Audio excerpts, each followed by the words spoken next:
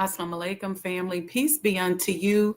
Welcome to the Sajdah Morning Coffee Talks, where we talk about life, love, and business. And today we're going to be talking about business models. And we're going to be talking about strategy. And I'm going to gear my talk this morning around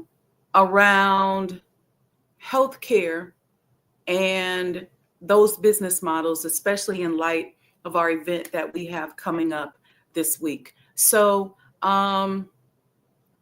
be a friend, tell a friend. We'll give you all a few minutes to get in here, and we'll see you in about 2 minutes.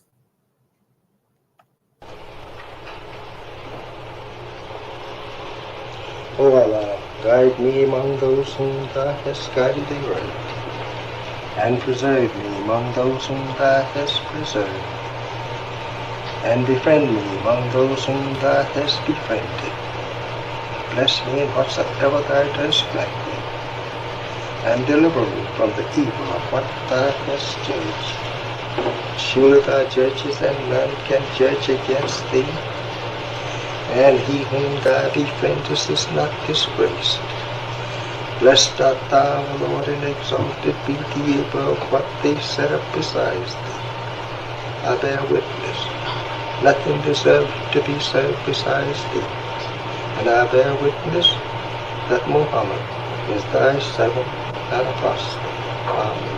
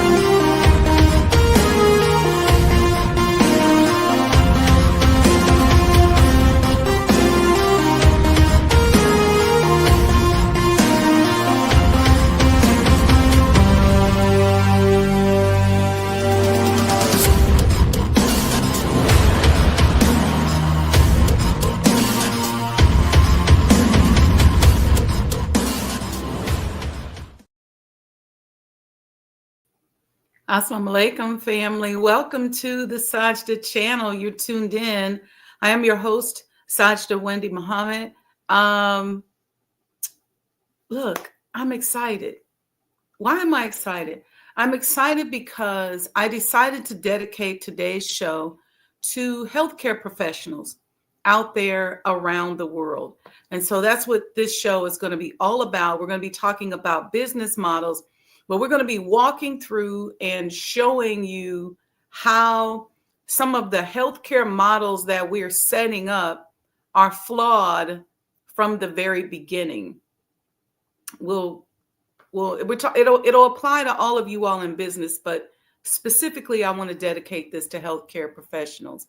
Thank you all yesterday for helping me to wish my mom a happy birth anniversary.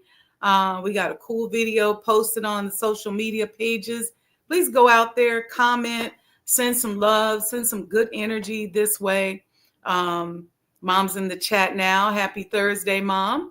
So thank you to everyone who did that. We really appreciate it. And inshallah, you'll be seeing a little more of her because there's an episode of The Messenger's Residence that is about me. And so who else to talk about that? So we're still working on that and putting that together. So you'll see more of that soon. If you have not already joined the mailing list, we are busy ramping up for Savior's Day 25. And we are finishing touches on the schedule and what's going to be happening. And so we just want to make sure that you are a part of that.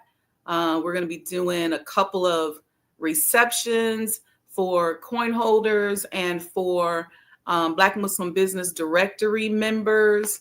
So please stay very close to that. You'll be getting tons of emails. I'm about to start bombarding y'all this weekend. So you'll see. Look, it's cold in Chicago.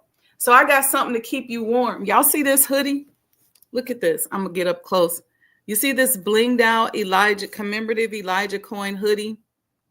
You got to get this. It's going to keep you warm and snuggly while you're here. I know we're busy getting our Savior's Day outfits together, but they make great gifts. And when you got your little casual downtime and you're here in the city, we've got some berets. They're all out here on the website. Just use this QR code. Get you a beret, get you a sweatshirt, keep yourself warm. And inshallah, we will be sold out by Savior's Day. So I suggest that you get them now.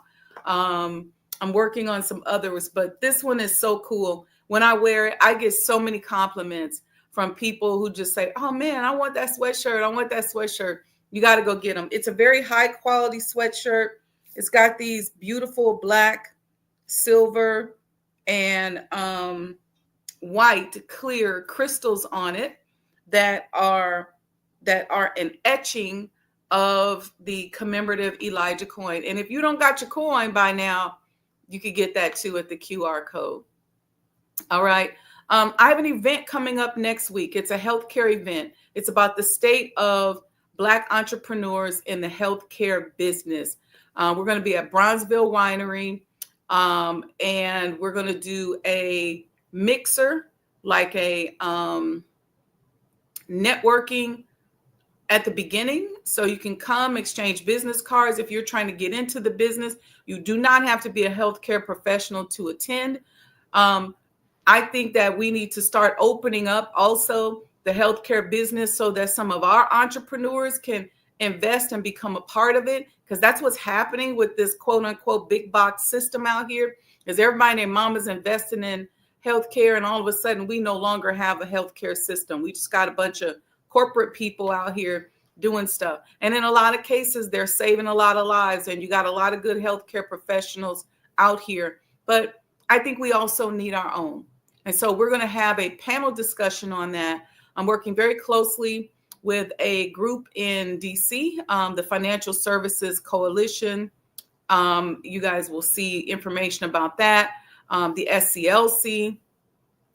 We've got some incredible people that are going to be attending, that are going to be in the space. And we're just going to have this talk.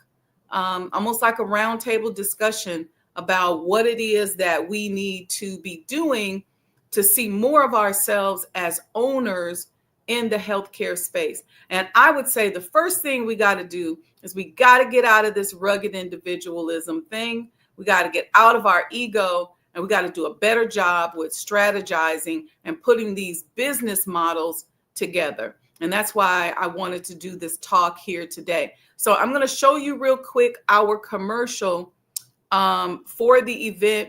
If you have not RSVP'd, we're close to filling up.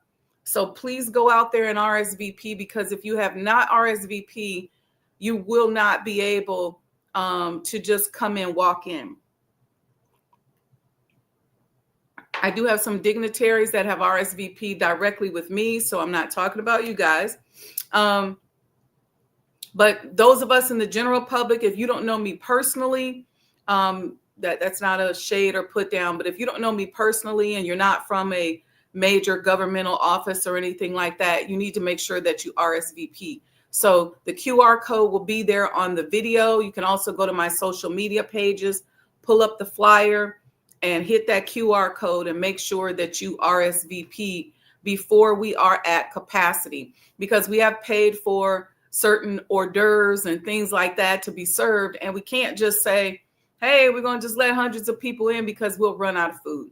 Okay. And so we're going to go from 4 to 6 p.m. We've got the networking at the beginning, and then we got the panel discussion with a little Q&A.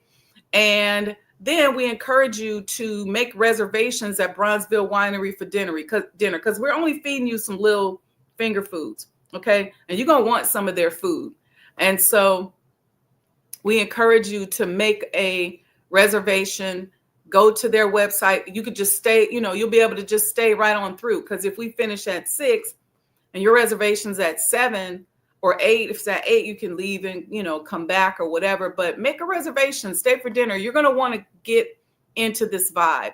And one of the things that my brand is going to be doing this year is bringing more professionals together, doing more networking, and not just networking for the sake of networking, but I'm talking about networking with professionals who are ready and willing and interested in doing business.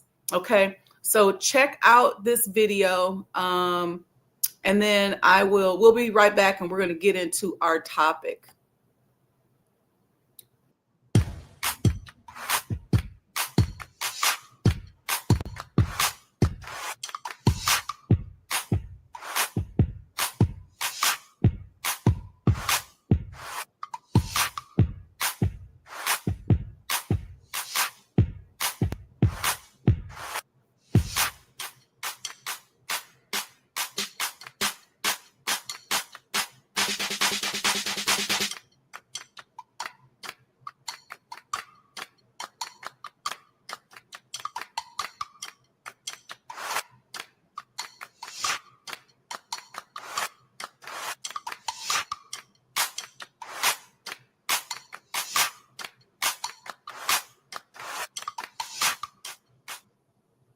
All right. So shout out to our partners, FSIC and the SCLC.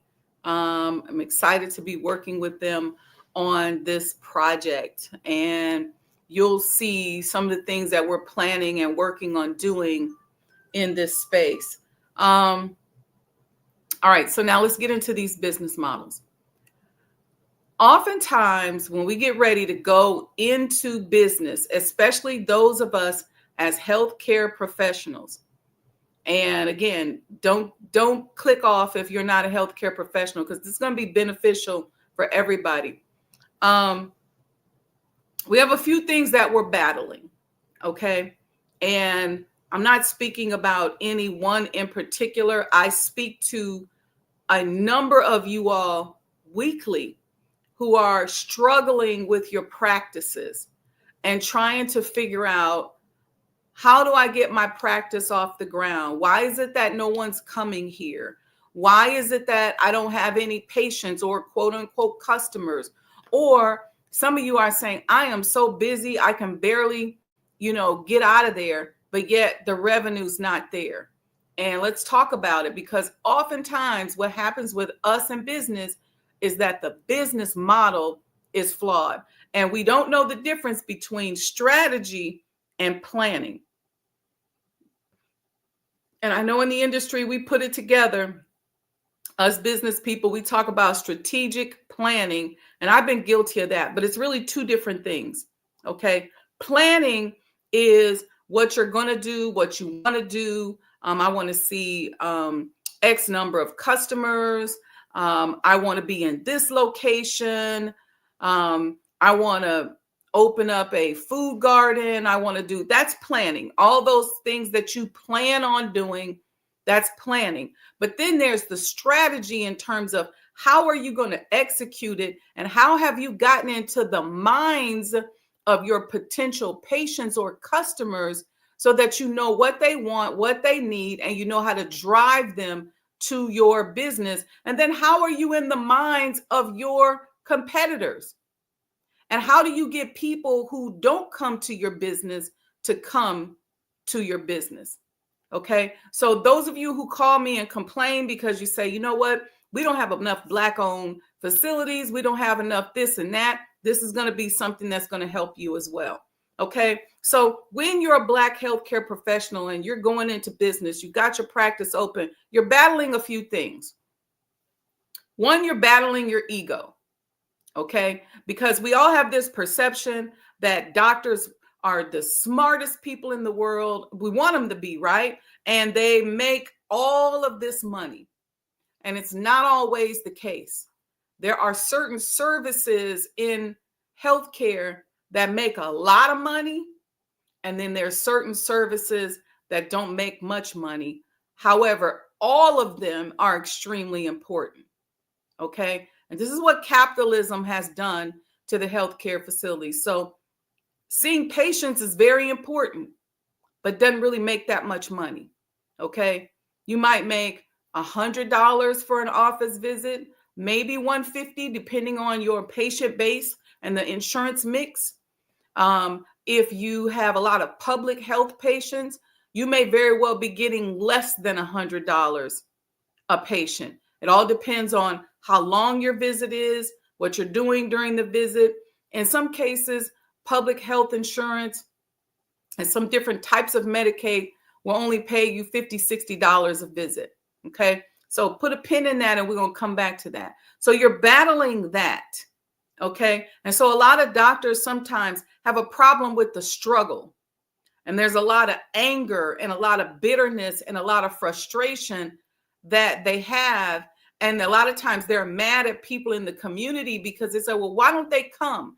And why don't this person stop by? And why don't this and that? And what I want to show you is that even if they stop by, even if President Biden himself during his national address announced your practice, you're still probably not going to make that much money. You just, it's because your business model's flawed. Okay. And so you're battling that. You're battling a system, if you will, and not a healthcare system, but a business system of healthcare that is designed to pinch you off and pinch you out. Then you're battling the needs of the people. The needs of the people are so big that you don't know if you want to be a community health organization or if you want to be a for-profit business. And some people would say, some business consultants would tell you, well, you can't be both. But if you bring me on board, I can show you how you can be both. You can be both profitable and you can also serve the community. I can show you strategically how you can do that. And this is a service that I offer. And you can go to book SajdahWendyMuhammad.com. We can book a session. If you're in Chicago, I can come to your office. I can take a look at your space and show you how you can make certain improvements in patient flow and things that make your business attractive. I can take a look at the neighborhood you're in, help you understand how to serve the demographics, because just because you're just a good clinician does not necessarily mean that that's going to translate to the community. There are things that you have to do to make sure that translates into a community, to the community. Just because you go into a healthcare desert doesn't mean you're going to have a multi-million-dollar healthcare business. All right. So we could talk about that. If you're not in Chicago, I can certainly do it. We can do it virtually. We can do it via Zoom. I can also, fly in and come and see your business. But I like to lay eyes on the space and on the community because that's going to impact your strategy. All right. Now, the reason why business models are important, and I'm going to give you some basic definitions. I think I have it up here about business model, and I'm going to show you a flawed healthcare business model so that you can see it. All right. And this is why we don't have a lot of us, in addition to the competition, which we'll be talking about Tuesday, the antitrust practices, the anti-competitive practices that are happening, because a lot of times we can't get referrals. A lot of times it's difficult for us to get credentialed with insurance companies. We don't know how to call them and get credentialed because there's a whole slew of things that they look for. And then we don't know how, once we get credentialed with them, to get them to refer to us. So we're sitting there with a business. And then on top of it, we pick the business, we pick the location. We in the middle of the hood. So if you're going to mimic the Black Panthers and be a Black Panther clinic, then you need to be offering free services. You need to probably have a nonprofit arm where you are supplementing your services and hiring staff. But don't come and complain and want to be a multi-million-dollar business, because that is not the motto. Hey, I see my big brother on here. We call him Lil John, but he's my big brother. This was my big brother. If you tried to mess with me growing up, Lil John was going to get you, boy. Shout out to my big brother, John. He's on here, John Naird. Y'all send him some love.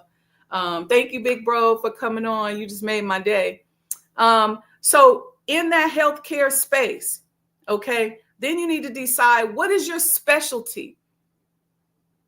If you're in the middle of the hood, what are the main things that are plaguing us in the hood? Cardiovascular disease is the number one problem in our community from a healthcare standpoint.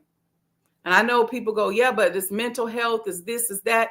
Cardiovascular disease, it's a whole slew of risk factors. Okay, there's a reason for that, and we can talk about that. But before we do that, I'm just going into these business models. Let me give you the definition first. Let me give you the definition of business model first. So, to my healthcare professionals and my other professionals listening, a business model is crucial because it acts as a roadmap for your company.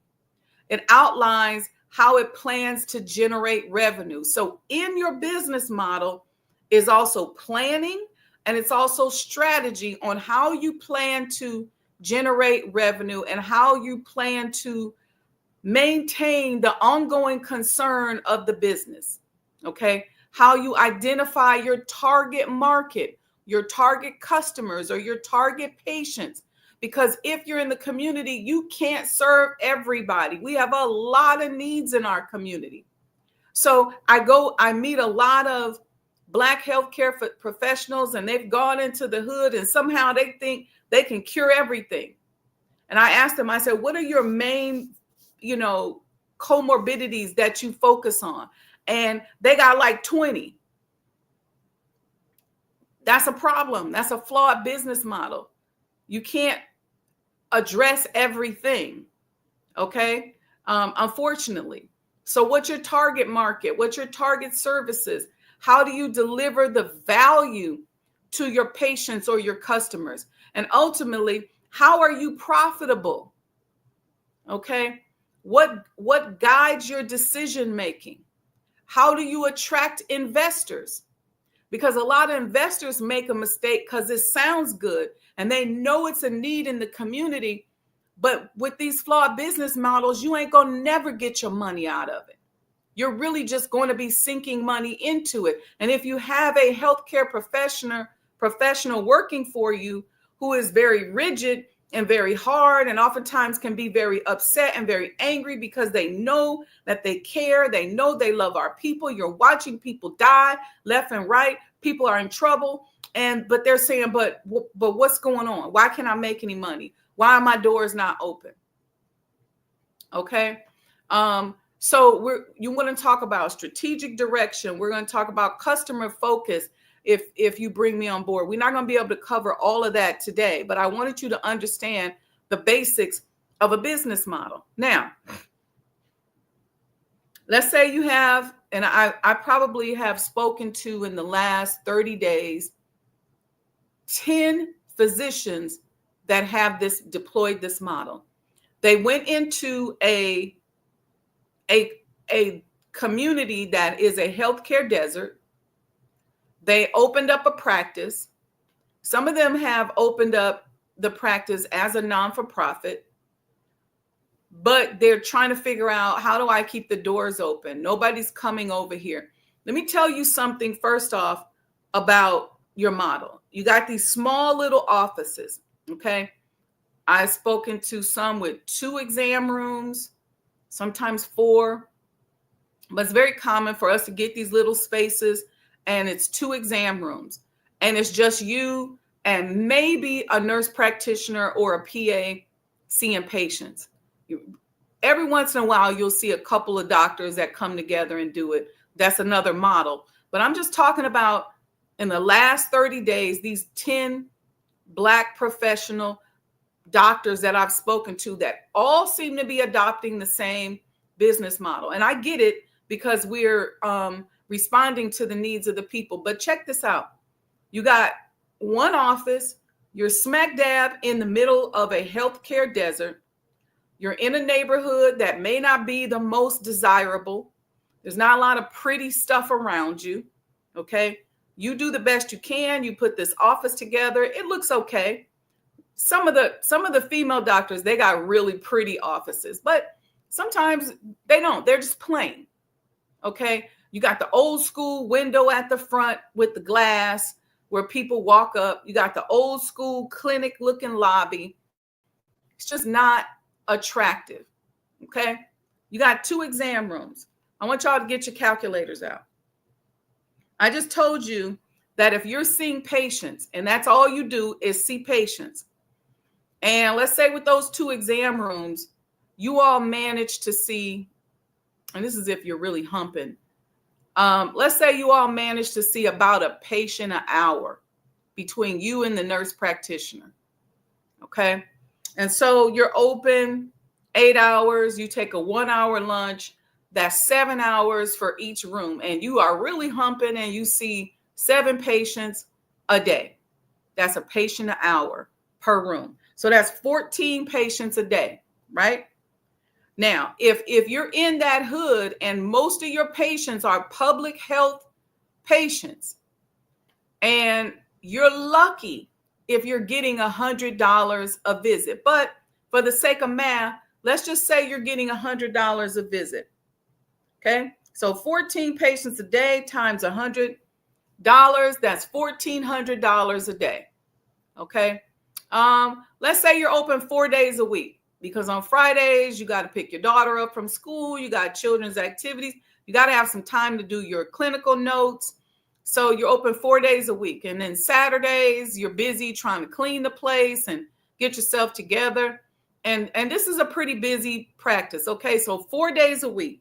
So that $1,400 a day times 4 days a week. So you're making $5,600 a week. All right. Now, let's say you're open 50 weeks a year. Okay, you take 2 weeks off during the holidays. Okay, but other than that, you are humping those 4 days a week. So we're going to take that 5,600 times 50. That's $280,000 a year. With that business model, and if that's all you do, that's the most you're going to make. But a lot of people that come to me, they got investors who have invested more than that. They invested in your build out. They invested in your rent, $280,000 a year. Okay. And then now let's back out.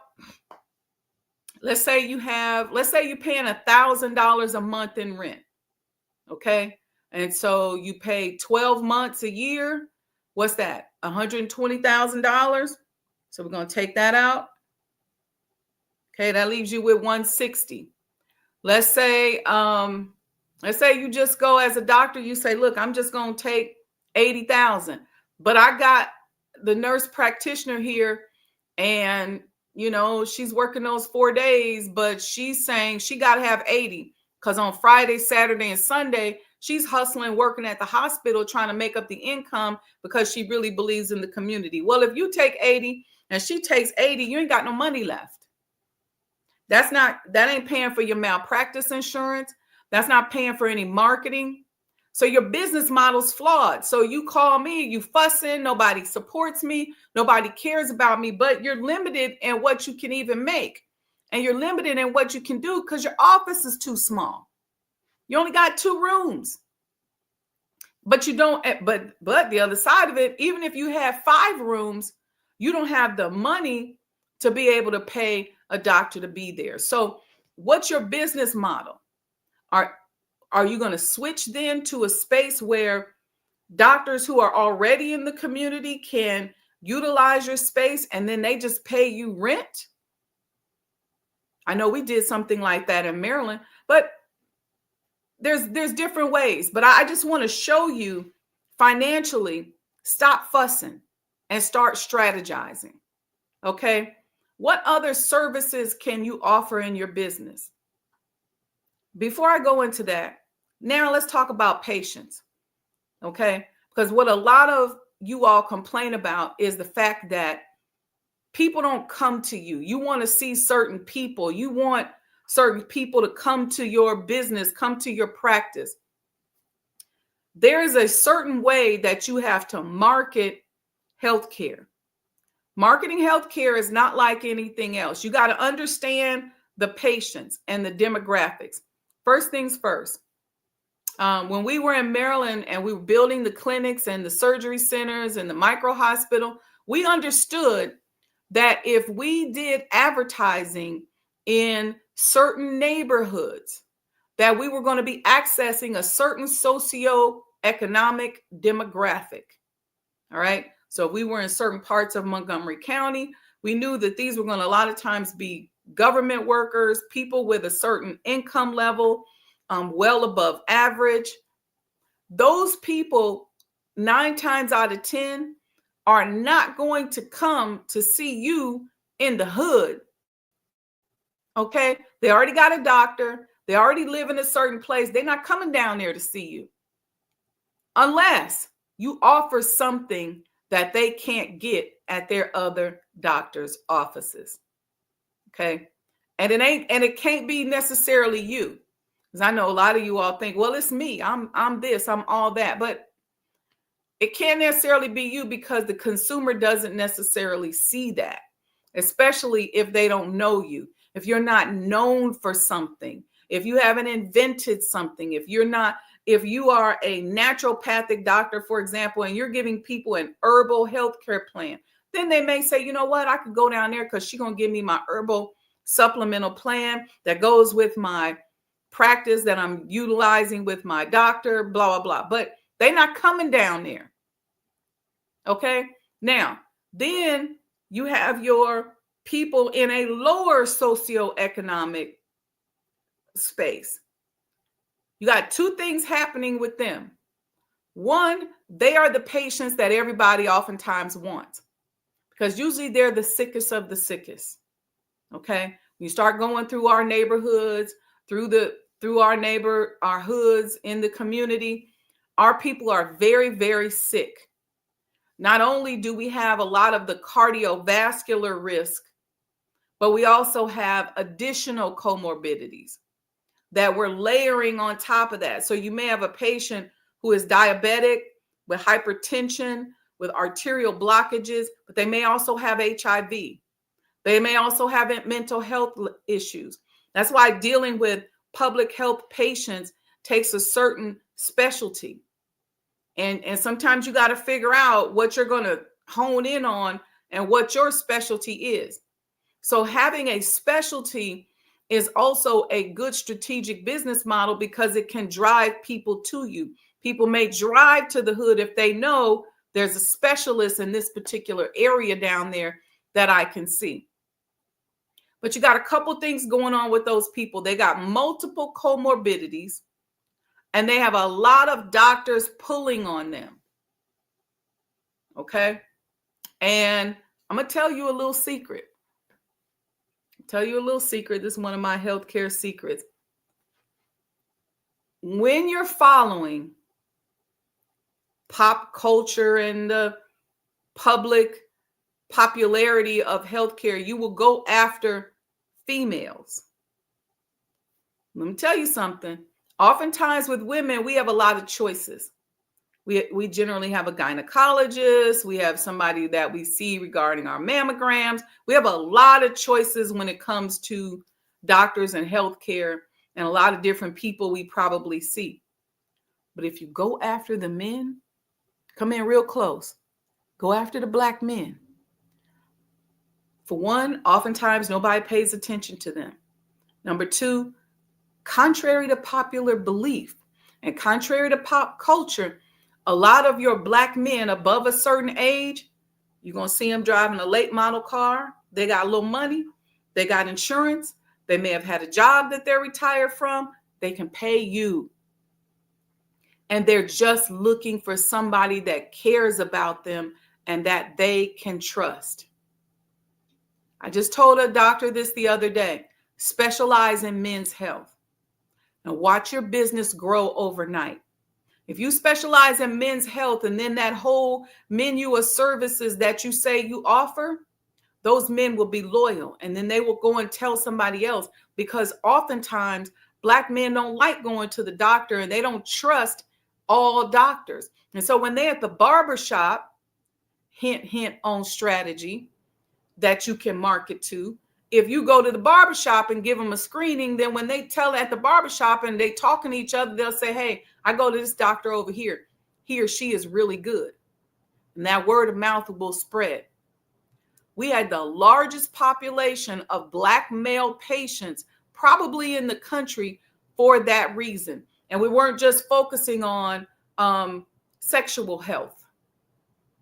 Okay? A lot of Black men are suffering from arterial blockages. Maybe they smoked back in the day.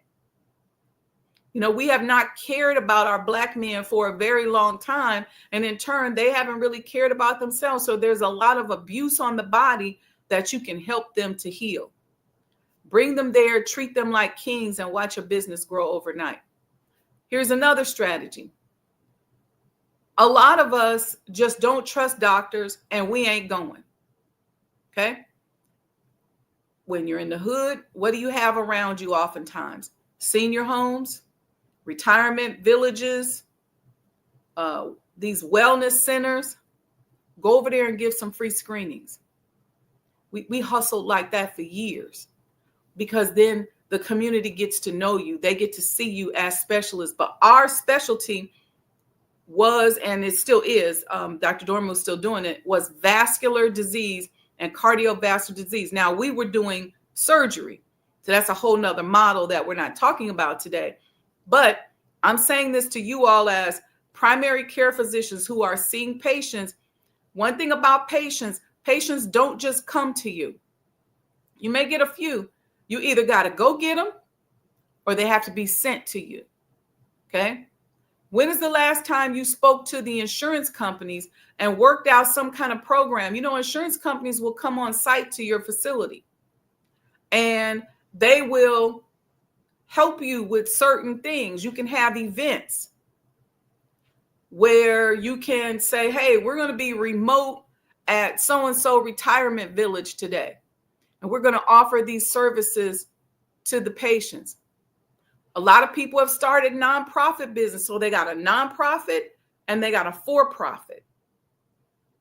Or they may just have a nonprofit with no for-profit arm. That's another business model that I can help you with. I can't go over it all, but I'm just letting you all know that many times your business model is flawed and it's limiting your income. But that business model I just laid out there, all you're going to ever make is $280,000 a year. So I don't care how much you fuss. I don't care if Biden and all the presidents, the Congress people, I don't care who it is, announces your business model's flawed. So let's fix your business model. And then what's the strategy? For some reason, we have this mentality in our neighborhood where we say, build it and they'll come. It's not necessarily true, because you're dealing with a healthcare system that has been built in many cases by venture capitalists. They are working to make sure that they can take patients from you and prevent patients to come to you, because they got to pay back that money. Those people want their money up out of that. And so they're doing whatever they can to stay clean and stay in the black with their profit, and they can't afford for you to be taking patients from them. So you're going to have to strategically go and get those patients. And guess what? You ain't even really got to focus on them. There's enough, and I'm talking to Black healthcare professionals now. It's a whole nother market for other communities, which we can share. You don't have to be Black to utilize my services. And I'm sorry if you guys feel like I'm constantly plugging my services, but I am, because I can offer you a way to think outside the box so that you can make money and be of service in your community. And the thing about the marketing healthcare to Black people and putting the models together, I know it like the back of my hand. I built it, I've done it. And just because you're a clinician doesn't necessarily mean that you know how to do it. I'm blessed. I have an honorary doctorate degree. So some of you will hear people call me Dr. Wendy Muhammad. I don't use that in healthcare settings because I don't want patients to be confused. So I always let you know that it definitely is honorary, but I got my fair share of knowledge in medicine, which is how that honorary came about. Now, again, what do I focus on? Well, what's your specialty? What do you know how to do? What do you have professional intuition about? And what do you have a love for? And what made me discover the need to be of service to Black men was my father. I watched him go from professional athlete to being diabetic and being sick and not trusting anybody. And I said he needed a loving place where he could go to that could help him with his diet, help him with intervention, because oftentimes in medicine, and I know a lot of us like to go the natural route, but sometimes you've done so much damage to your body that you need intervention. And that oftentimes is where Western medicine can come in. If you need intervention, you can keep doing your herbal stuff, but sometimes you need intervention. Sometimes you need surgery. Sometimes you're going to need a synthetic medicine just to get you past that, over that hump. But the biggest problem that you will see that is health related in our community is the lack of love. And so you want to specialize. If you're specializing in mental health, then specialize in mental health. Here's the other thing. I was working with a doctor in Virginia who was talking to me about how her patients in a certain socioeconomic group don't like coming to her clinic, and they want her to have another office. And I said, here's the reason why. You just socially, economically can't mix everybody together. Some of our people in our community are so extremely ill that if you got a congresswoman who's coming down from the hill and coming to your practice right there in Virginia, you got her sitting next to a brother who's suffering from a disease of drug addiction, or a sister who's got gangrenous feet and leg ulcers that don't heal, and it's a tremendous odor because she hasn't changed her dressings and she needs wound care. You can't sit that person between those people. And I know it probably sounds bougie, but you ain't gonna make no money if you do that. Because what you're doing when you're sitting there is you're looking around and you're like, whoa. And so it's just there's things that you got to think about. So you can't just sit there, stop calling me to book me and fussing.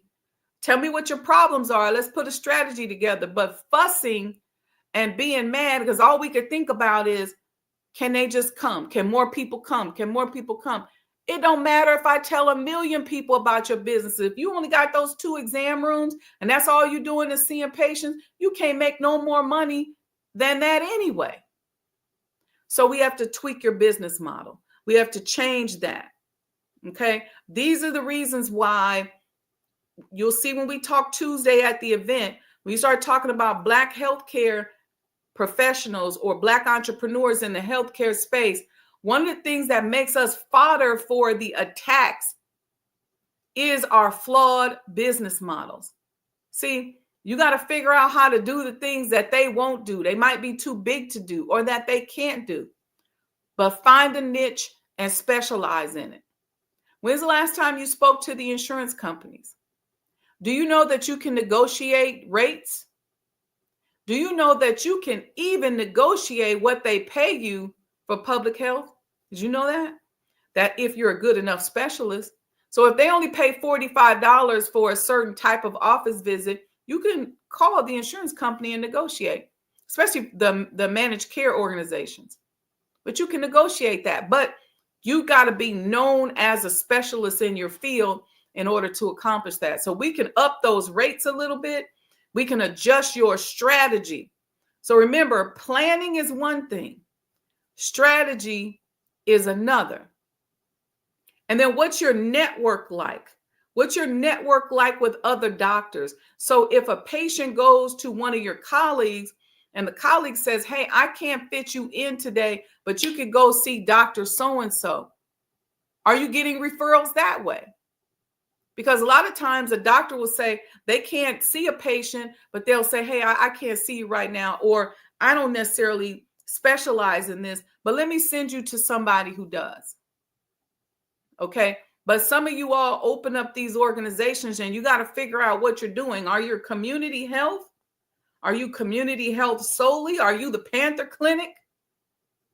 Or, and I say that out of respect to the Black Panthers, because were it not for the Black Panthers and their work in healthcare and finding independent ways for Black people to have independent clinics and facilities, because at that time in the 50s, 60s, and 70s, there was a lot of discrimination happening in the hospital. It was much more overt, much more in your face. So they said, well, we're going to have Black doctors that are going to open up in the hood that are going to see people for free. And so they saw a lot of things. They made a lot of strides with sickle cell. The sickle cell policies that now exist, that just came down from the federal government, owes the Black Panthers to thank for that. The community clinics, even those of us opening up surgery centers and micro hospitals, we have the Black Panthers to thank for that. Because before the Black Panthers, it was just those big hospitals, and that was your only choice other than just the neighborhood person. Well, they took and formalized and strategized and planned to have clinics in the neighborhoods that you go and see. So they are the mothers and fathers, the Black Panther community, of the independent healthcare facilities. There really was no such thing as that before them. So if you're going to be a Panther clinic, then you need to be a Panther clinic. Now we need to find you some money so that you can be a Panther clinic. We got to find you some investors that are willing to just give and not expect their money back, so they wouldn't necessarily be called investors. You got to find you some donors. Probably need to be a 501c3 because we need to find you some grants. We need to find you ways so that you can be of service. You can hire more people, but stop expecting it to be a multi-million-dollar business. I hear this language come from people because you got to figure out who you are. If you say, no, I'm a for-profit doctor's office, that's a whole nother strategy and way in which you go about doing things. And we can talk about that. If you say, well, I got a nonprofit arm and I got a for-profit arm. Okay, let's talk about how those things work together so that you can stay safe legally. Okay, so if your business model is flawed, and if you don't know whether or not your business model is flawed, don't just assume because you're this big time clinician that your business model is not flawed. And I say that to each and every one of us going into business, whether it's the retail business, whether you make widgets, whatever it is you make, if you're in computer services, engineering, architecture, let's talk about your business model. But then most importantly, let's talk about your strategy. How do you get clients? How do they know about you? And how do they come to you? How does a person who's suffering from a specific disease know that you even exist? And what is it that you offer that's any different from the other doctor that they currently go to? And what's going to make them drive down into the hood or come where you are to receive services from you? Why? What's attractive about you? Do you know that a lot of people go to the doctor just because the doctor is attractive? What's attractive about you? Physically, professionally? And you may say, well, I shouldn't have to look good. You got to look like something. Because if you look sick and you look like something wrong with you, you know, Black folks ain't coming to see you. And I know sometimes this is rough talk for a lot of our physicians out there, but it's got to be had. So what's your specialty? And I'm giving y'all a secret. I told y'all who to focus on. I told y'all who to help. I already told you. And here's another thing. I want to help and support more surgical and procedural based independent facilities because oftentimes we need more of them.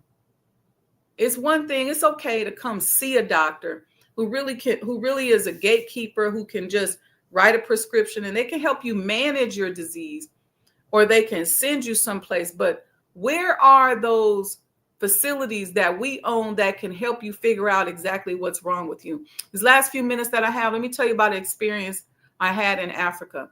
So when I was doing a lot of work in Africa on healthcare, one of the things that happens in Africa is if you're sick, you just can't figure out what's wrong with you.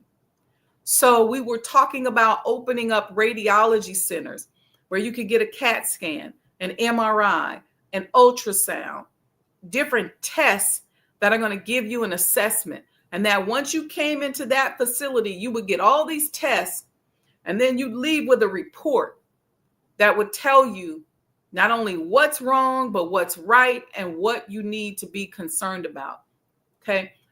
And that clinic, that radiology clinic, if you will, would be fed by primary care physicians. And then we would give them their patients back. We desperately need that kind of facility in our neighborhood. You need a place where if you need to go and get a CAT scan, an MRI, if you need an X-ray, if you need ultrasound, you need any of those services, you need a place in your neighborhood that will also help the primary care physicians, because now they're looking at a report and they can say, okay, this, and this is what's wrong with you. I'm going to send you over here to get this procedure or over here to fix that. Or we're going to prescribe this medicine to monitor that. Or we're going to alter your diet to help you with this or that. Also a place where you can get blood work done. So now that primary care physician is looking at blood work, and they're looking at the inside of your body. They put that together, and now they can offer those services to you. So in Africa, that is, I call that the circle of care, right? Arming those physicians with services that will help them better diagnose their patients, not only give a better diagnosis or a more thorough diagnosis, but a more timely diagnosis. Because one of the things you see in our community is that by the time people get to us, they are in the advanced stages of a disease. And we would get patients that would be we would be their third and fourth opinion, because a lot of doctors don't like to see people that are in such an advanced stage of their disease, or they need surgery and they're severely overweight. Do you know that you have a lot of doctors that are like, a lot of surgeons are like, you got to lose weight before I operate on you, because I don't feel like dissecting through all of that fat to get to your organs.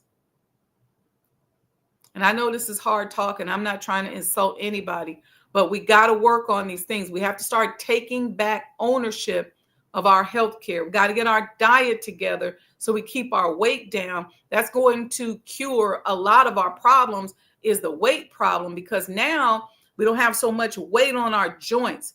Our blood pressure is not as high because our heart's not pumping so extra hard just to carry around and mobilize all this weight. If you know you really a small frame person, you shouldn't be a big frame person from a weight standpoint. So we have to work on those things. There's nutrition, there's diets.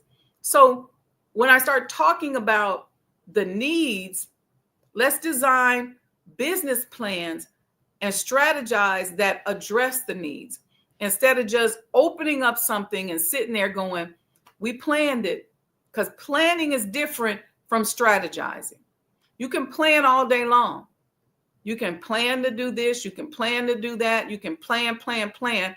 What is your strategy for actually doing it?